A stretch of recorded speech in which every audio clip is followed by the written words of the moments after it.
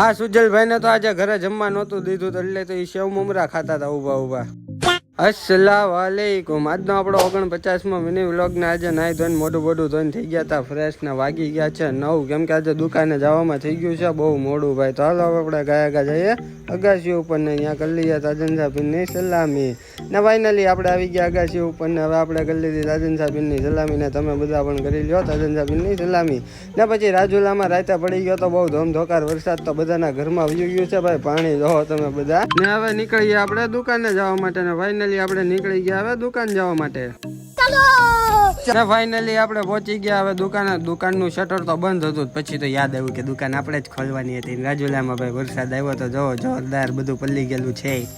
અચ્છા ત્યારબાદ આપણે અડધી દુકાન ખોલી ગયા તો અફરીદભાઈ આવી ગયા આપણી મુલાકાત કરવા તેને પણ વ્લોગમાં લઈ લીધા ને પછી દુકાન ખોલી નાખી ચકાચક અને ફક્કા ફક મારા ભાઈઓ ને સાતભાઈ આવી ગયા હતા ને એ તો જોવો કેવા હામું જોવે કતરાઈને જોવે છે કતરાઈને ને પછી રાજુલામાં ધીમે ધીમે વરસાદ તો શરૂ જ હતો ને કાર્તિકભાઈ એન્ટ્રીમાં ઉભા છે જો તમે બધા. આહા કોણ હે લોગ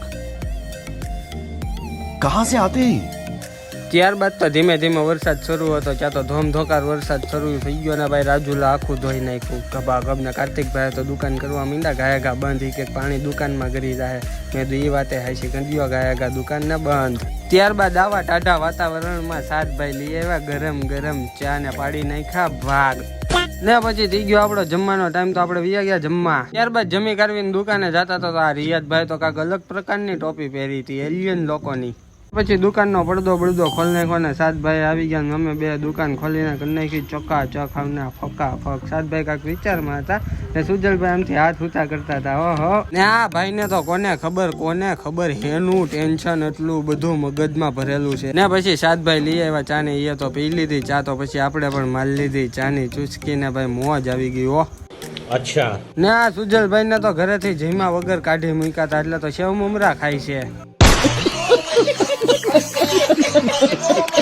ત્યારબાદ થઈ ગયો દુકાન વધાવવાનો ટાઈમ તો દુકાન વધાવી નાખીને સાતભાઈ તો કાંક વાળી મૂકી દીધું દુકાનમાં એના નાના ભાઈ આવી ગયા હતા સાતભાઈ ને લેવા માટે. ત્યારબાદ આપણે નીકળી ગયા ઘરે જમવા માટે અને રસ્તામાં હતું ભાઈ બહુ અંધારું જો તમે બધા બહુ અંધારું હતું કાંઈ બતાતું જ નહોતું તા ગાય આપણી હારોહાર આવતી હતી. ત્યારબાદ જમી કાઢવીને ગાડી કાઢીને નીકળી ગયા આપણે એરિયામાં જવા માટે. એરિયામાં આવ્યા તો મળી ગયા સાજીદભાઈ તો એની હારે એની ગાડી લઈને વયા ગયા ગામમાં આટો મારવા. ત્યારબાદ ગામમાંથી આટો બાટો મારીને આવ્યા તો આ રીતે સુજલભાઈ ની જેમ ભૂખી હતી તો એ તો પકડું ભાઈ શું કહેવાય ઓલું કોકરોચ ને. આજનો વ્લોગ એટલો જ તેને વ્લોગ સારો લાગ્યો હોય તો લાઈક ફોલો અને સબસ્ક્રાઇબ કરતા જજો ને હવે મળશું એક નવા વ્લોગમાં ત્યાં સુધી બાય બાય.